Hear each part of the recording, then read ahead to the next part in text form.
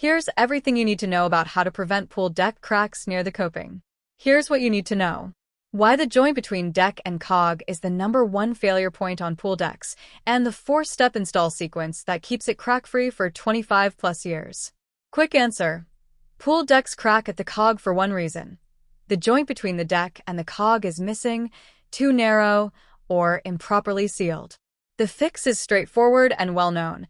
A 1/2-inch full-depth expansion joint with closed-cell foam backer rod and chlorine-resistant polyurethane sealant. Skip or shortcutting any of those 4 elements is the #1 cause of pool deck failure in NC, and the easiest one to prevent at install. Moving on to why the cog joint is the weakest point. To understand the fix, you have to understand the mechanics.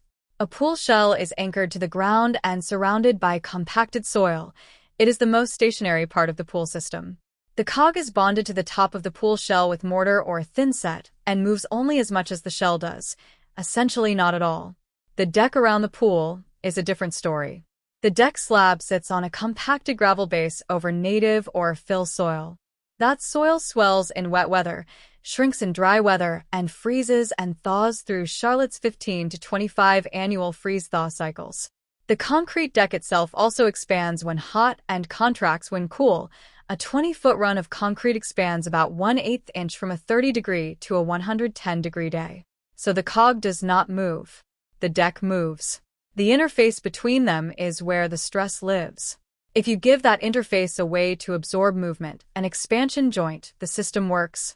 If you bond the deck rigidly to the cog, no joint, or a joint filled with hard mortar, the stress has to break something.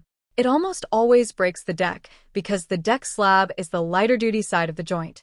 Next up, the 4-step install that prevents the failure.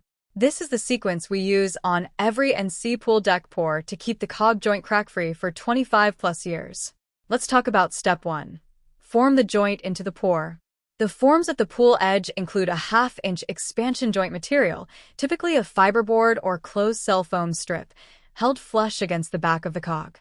This creates a 1/2-inch gap between the back of the cog and the front edge of the deck slab when the forms come off. Subscribe for more concrete tips. Thanks for watching.